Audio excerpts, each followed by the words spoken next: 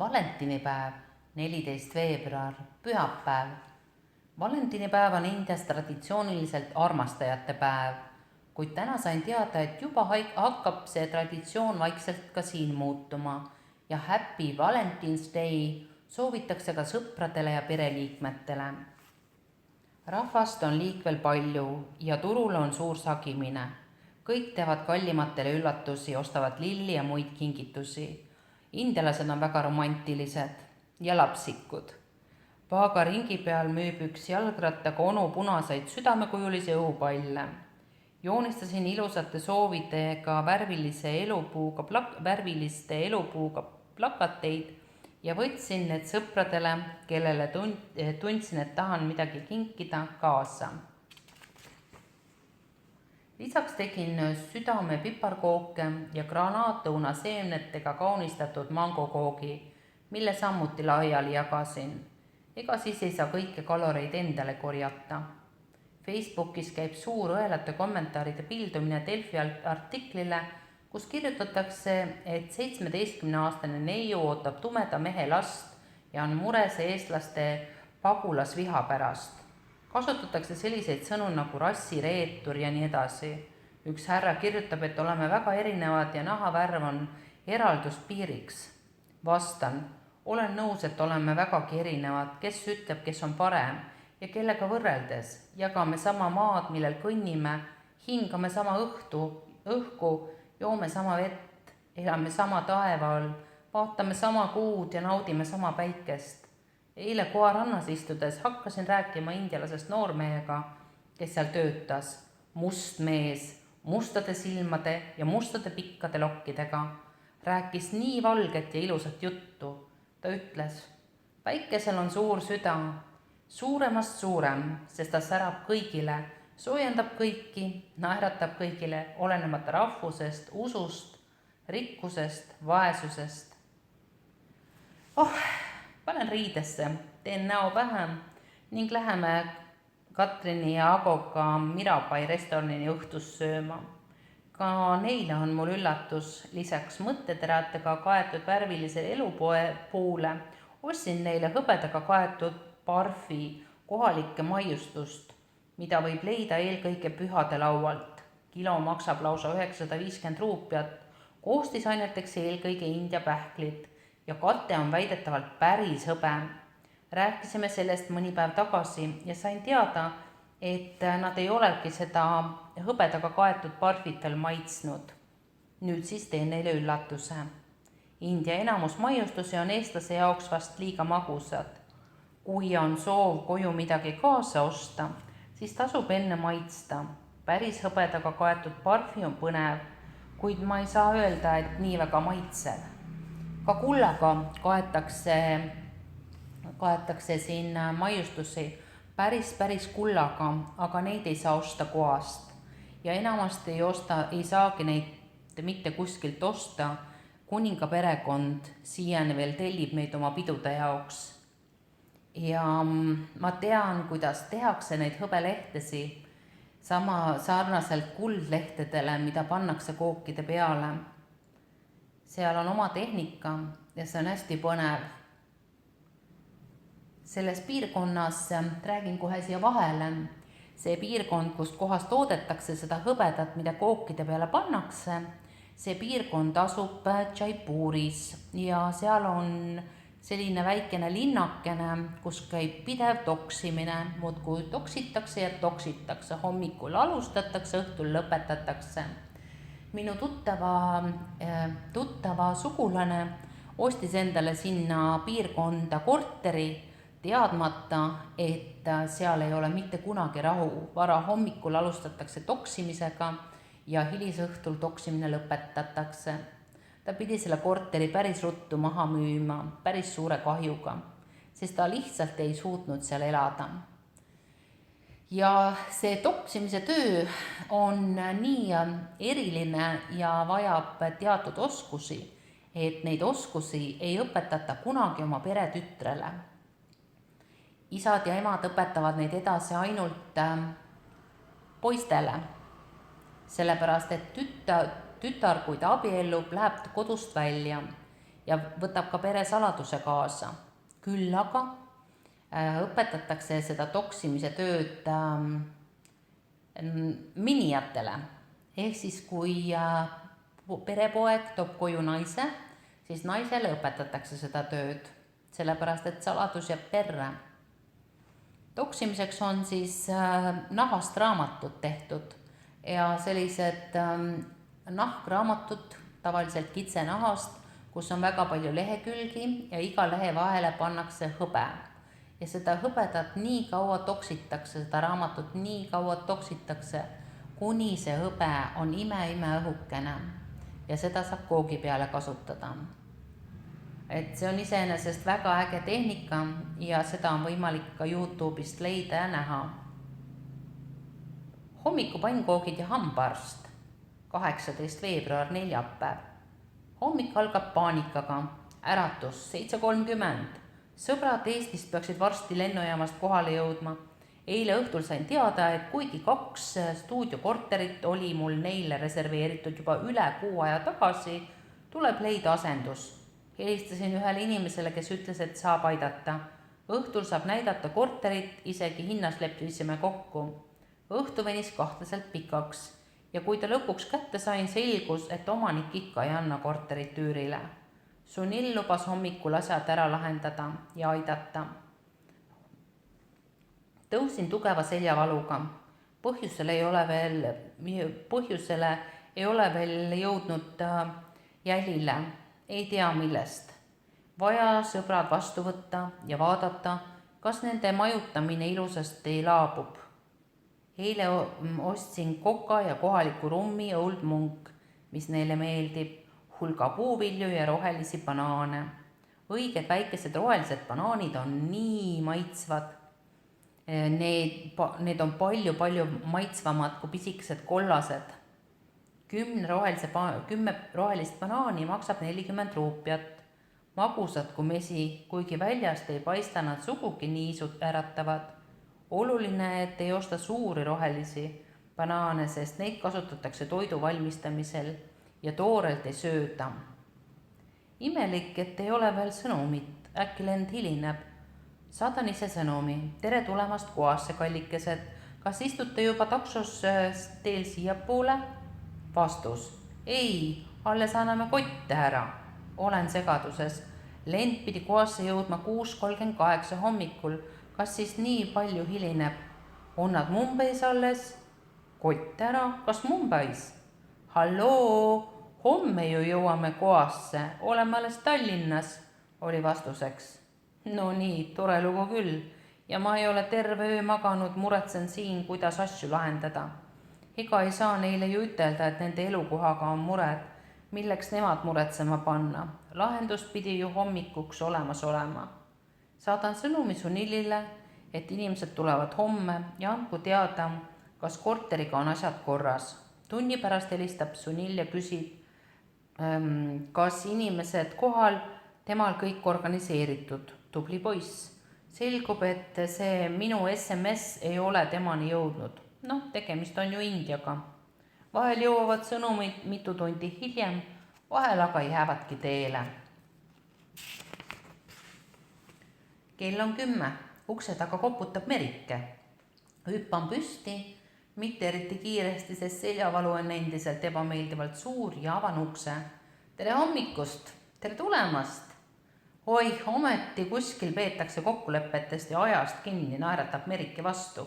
Nagu Eestis, mitte nagu Indias, kus kõik kogu aeg muutub.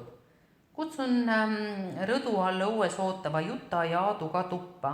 Leppisime mitu päeva tagasi kokku, et täna hommikul kell 10 joome Eestist kaasa toodud kohvi ja sööme pannkooke. Külakostiks on kohvipulber, Eesti šokolaadid ja värskelt tükeldatud papaia.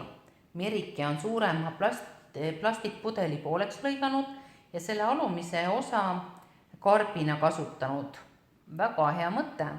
Plastiktopsi aga on ta tükeldanud terve papaia päris väikesteks tükkideks.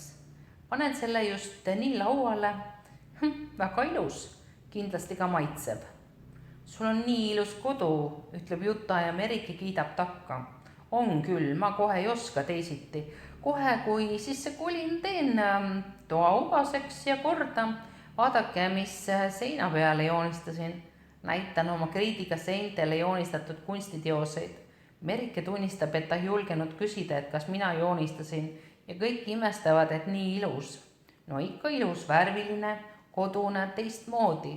Puhkust peab ju ka ikka ilusas keskkonnas olema. Tulge vaadake siis kohe olulised asjad üle, kutsun naised kööki. Siin köögilaual elab mul nüüd poeg, 2 päeva juba. Kikoke magab rahulikult. Tema eile veel selline tumehallikas roosa värv on muutunud pruunikaks. Varsti on ta päris pruun ja siis, kui suureks kasvab, on ta taas hallikas roosa, selline üli läbipaistev. Naised pildistavad ja imestavad seda pisikest tegelast maitsenepurkide vahel. Tulge vaadake mune ka, viin kõik WC-sse, kus seina peal kekomunad juba 2 nädalat ja lootekesed arenemas. Munade sees on läbi koore näha väikeseid tumedaid tähne. Varsti peaks pojad kooruma. Naised tunnistavad, et ei oska selliseid asju ise märgatagi. Rõdul näitasin neile aga tuvipesa. Asun sellest segujahust, mis mul on, pannkooke küpsetama. Praen kookuse õliga, koogid saavad head. Ja kui sinna peale veel papaia tükkidega kauni oranži hunniku paneme, siis saab see veelgi parem. Milline maitseelamus. Tänan Merikest, sest ise ei oleks ma selle pannkoogi moosi peale tulnud. Nüüd teen teistelegi. Enne sööki võtan külmkapist amla ehk India karusmarja mahla ja pakun kõigile. Hapu, kuid tervislik. Tühja kõhu peale tuleb seda võtta 2 korda päevas, 20 milliliitrit hommikul ja õhtul enne sööki. Amla mahl aitab immuunsust tõsta, aeglustab vananemist ja parandab silmanägemist. Sööme ja lobiseme. Jutta räägib oma oma rahavahetuskogemusest paagaringi juures ja sellest, kuidas müüa kuni lõpuni ikka selle ühe ja sama skeemi järgi petta püüab. Katrin ja Ago rääkisid ka ühel päeval oma kogemusest just sealsamas. Ja ka minu kogemus kinnitab, et kliente püütakse rahavahetusel petta ühte ja sama skeemi järgi. Nagu naljanumber. Pidi mulle 7700 ruupiat andma, ladus siis laua peale 2/3 rahast 500-stes ja siis hakkas lugema 50-seid ja siis 100-seid. Loen üle, ütlen, et 1000 puudu, loeb uuesti üle ja ikka jälle ja trikitab. Ja siis, kui aru sai, et petta mind ei saa, kas ütles, et tal ei ole sularaha ja rohkem valuutat ei ole vahetada. Just täpselt nii ta ütles. Me siis lugesime seal edasi ja tagasi 7 korda kindlasti. Tore, et inimesed petta ei saanud ja kurb, et selliseid asju tehakse. Ago imestas üks päev, et kas siis politsei midagi ei tee. Vastus on, et politsei üldjuhul ei tee mitte midagi muud, kui võtab aktiivselt altkäemaksu. Andku nad mulle andeks, et julgen nii öelda. Eks me oleme omajagu koas elanud ja neid asju siin kuulnud ja kogenud ja näinud. Üks mees tuli koasse tööle. Ta töötas siin alguses massöörina. Ja kui tema vend sai töökoha politseis Lõuna-Indias, siis äkki tekkis tal sellele massöörile nii palju raha, et ta avas mitu restorani. Vend tegi temaga diili, et tema altkäemaksud ja must raha paigutatakse siis kenasti koas restorani ärisse ja vend maksab talle sealt protsendi. Nii et siin on kasulik politsei olla. Külalised lahkuvad. Mina lähen täna juba 2 korda duši alla, panen riidesse ja kiirustan kõrvalhoovi hambaarsti juurde. Kauem enam edasi lükata ei anna. Hammas teeb valu. Jõuan hambaarsti juurde, selgub, et üks inimene on toolis, teine ootab, istun ooteruumi. Võtan arvuti välja ja hakkan tööd tegema. Karta on, et tuleb kaua oodata ja ma ei eksi. Hetkel olen juba 40 minutit oodanud, ikka veel on seis sama. Vahepeal on ooteruumi tulnud ja siit läinud päris mitu inimest. Ikka ootan, imelik ära minna. kui nii palju oodatud ja vaja ju hammas korda saada. Kohas käivad paljud turistid hambaarsti juures, sest siin on odavam ja töö kvaliteet on samuti hea. Siiski peab vaatama, kelle juurde satutakse. Tänavalt hambaarsti sildi peale kliinikusse sisseastumine võib lõppeda kõvade arvete ja ebaprofessionaalselt ravitud hammastega. Ma ei ole siiani arsti juurde julgenud minna, ei ole nagu põhjust olnud ka, kuid nüüd on häda käes ja kus ma pääsen, tuleb ka see kogemus ära kogeda. Saaks vaid löögile. Selle arsti juures esimest korda kontrollis käies selgus, et esiteks seda soovitasid sõltumatult 3 minu head tuttavat. Minu sõber käib tema juures aastaid oma naisega hambaid valgendamas ja mis kõige lahedam, me elasime ühes kompleksis Pedro Martinas ja iga päev vaatasin ülevalt oma rõdult alla, kuidas ta oma väikese tütrega all rõdul peal mängis. Maailm on ikka väikene, koha on nagu küla. Eile, kui rannast tulin, hakkasin rääkima koaprouaga, kes tänava otsal suupisteid ja karastusjooke müüb. Selgus, et Maria, nii on naise nimi, on mind näinud koduteel ja elab vaid paar maja edasi. Lisaks oli ta lähedane minu eelmise aasta koduperenaisega, kes suri. Juttu jagus kauemaks. Möödusin majast, kust Gerdo rõdu peal istus. Ta sai naerda, et küll ma liigun aeglaselt, et mul on nii palju tutvusi tee peal. Ütlesin siis vastu, et tema oli ju sama diskoteekides. Mul nendes enam nii palju tuttavaid ei ole kui esimestel aastatel. Nüüd olen mõnusalt kodune ja ajan niisama küla tädide ja onudega tee peal juttu. Nii, nüüd olen 55 minutit arsti ukse taga oodanud. Huvitav kaua veel. Mul oli ikka plaan pärast veel randa minna, kuid hakkan juba kahtlema, et sinna jõuan. Äkki läheb siin pimedani välja. Arst ise on tavaliselt väga kiire, kuid täna on lihtsalt natuke keerulisem patsient. Peas hakkab idanema idee sõita Gujarati. 9. märts on Viki tütrel pulmad, tema vend Kingi on Hispaaniast siin, tema isal oli üleeile 82. sünnipäev ja Arshid, minu kasupoeg, sõidab aprillis õppima Kanadasse.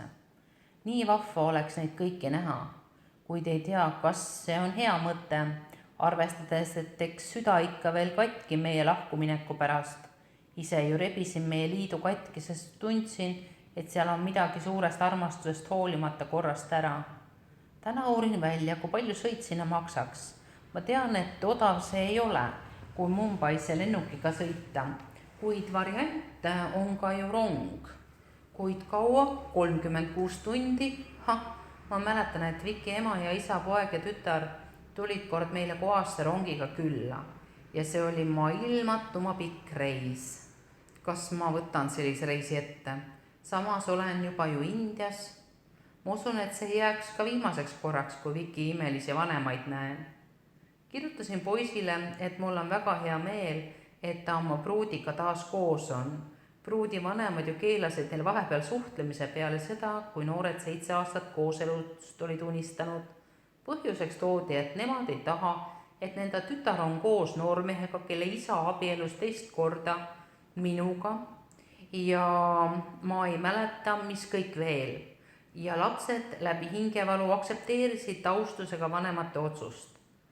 Seda oli nii ilus kuulata, kuidas Archid mulle rääkis leplikult, et nad peavad vanemaid kuulama ja peavad leppima, kuigi on valus. Küsisin poisilt, et kas ta mäletab meie pikka rannajalutuskäika Koarannas, mil rääkisime kooseludest, valikutest, naistest ja meestest, tema suetest. Ta ütles, et ta mäletab, kuidas ma olin talle lõpetuseks ja lohutuseks öelnud, kui on ette nähtud, et olete koos, siis ühel päeval olete te kindlasti uuesti koos. Ja nii on, nad on jälle koos. Oi, kui hea meel mul on. Poiss on fantastiline. Ta ütles, et tema õnneks on tal sellised inimesed kõrval olnud, nagu tema pruut, tema ema ja mina, kelle eluhoiak on larger than life ehk laiem kui elu ise, nagu ta end väljendas. Sain löögile, hurraa! Selgus, et pidin tulema eile kell 12, mitte täna. Tore lugu küll, mul selgelt meeles, et kuulsin neljapäeval kell 12, kuid päevikus kirjas kolmapäeval. Vabandasin ette ja taha, piinlik lugu. Istun ukse taga ja imestan, miks ma nii kaua pean istuma, ise tulen valel päeval. Täna arst midagi ei tee, ta ütles, et Mumbaist tuleb kroonimaterjal ja siis võtab ta mul ette kõik need hambad, mis abi vajavad, annab esmaabi ja paneb kroonid, mis vaja. Hind on tunduvalt odavam kui Eestis. Pole ime, et tema juures käivad lisaks kohalikele juba üle 15 aasta inglased, taanlased, rootslased. Ehk hakkavad ka eestlased käima. Ütles, et 5 krooni tegemine võtab 5 päeva. Kiire töö. Huvitav kohe. Kuidas see kõik läheb? Kusjuures kroonidel on 15-aastane garantii spetsiaalse garantiikaardiga. Hämmastab. Elame näeme. Veel ei hüppa, esmalt tahaks hamba valust lahti saada. Gerdo käib siin ka juba mitu nädalat ning süües valuvaigisteid, kuid arsti juurde ei julge minna. Pliidi peal on uus Kekko, pisem veel ja hallikas. Pruunikas seltsimees on kadunud. Munad WC-s on tumedamaks tõmbunud. Täna on üks tõeliselt tore päev. Nimelt sõidavad nii kõrvalt kui ka alt naabrid ära ja mina saan magada ilma lärmita. Ühtpidi mulle väga meeldib indialaste pesakonna elu, kuid teistpidi ei tahaks, et see minu eluolu segaks, sest tahes tahtmata kuulub selle juurde ju rõõmus vali, jutuvadin ja laste kriiskamine. Järgmisel nädalal on bussiga lõunakohasse minek ja siis võiks paadireisi ette võtta, et ka oma silmaga näha, mis asi see siis on ja kas tasub teistele soovitada. Meil nii vahva seltskond, et vaevalt, et üks kehv paadireis meie tuju rikub. Ja ei rikkunudki, tegime igati laheda paadireisi vahva seltskonnaga. Kalapüük, ujumine, söömine. On õhtu, hüppan läbi Ali juurest, et vaadata, kuidas mu kauni talismani valmimine läheb. Ta näitas mulle puuklotsile pandud vaha peal tööhetkeseisu. Ootan juba huviga, et saaks selle talismani kaela panna. Küsisin, et miks ta ei ole poes lihtsalt Jaipurist müükiks toonud Navaratnaga etteid. Ja tema vastas, et ta ei saa oma poest müüa halva kvaliteediga kaupa. Et selle ehte jaoks peavad olema õiged kivid ja kui masstootmises pannakse peale suvalised kivid ja ehtel ei ole ehtekunstniku silmade läbi mingit väärtust, sest töö on lihtne ja lohakas, siis tema seda müüa ei soovi. Ta ütles, et ta teeb ise mõned hea kvaliteediga talismanid, kuid see võtab aega ja õiged kivid on kallid. Tööde järjekord on ees. Peaks teile mingid ilusad sildid siia tegema. India maagiline Navaratna talisman kaitseb kurja eest ja meelitab ligi õnne. Varsti saan oma suure õnne kätte. Ootan huviga. Minu jaoks on kõige nauditavamad hetked Indias siis, kui see on loodust vaadelda või inimestega suhelda. Mitte nende inimestega, kes on lihtsalt jutumehed ja räägivad kõikvõimalikke lugusid kokku, et turisti lõbustada. Ma kuulan neid inimesi, kellel on tõesti midagi rääkida ja siis kontrollin fakte, räägin samal teemal mitmete inimestega. Täna sain Ali käest näiteks teada, et ka Jaipuris on täiesti toimiv kastisüsteem. Kui ta neid kaste kirjeldas, siis kõlas see kirjeldus, nagu kirjeldaks ta lihtsalt erinevaid ameteid. On sepad, on hobuseratsutajad, need, kes hobuse taha pandud kaarikuga inimesi veavad, on hobutaksojuhid, on vaibakudujad, on juveliirid.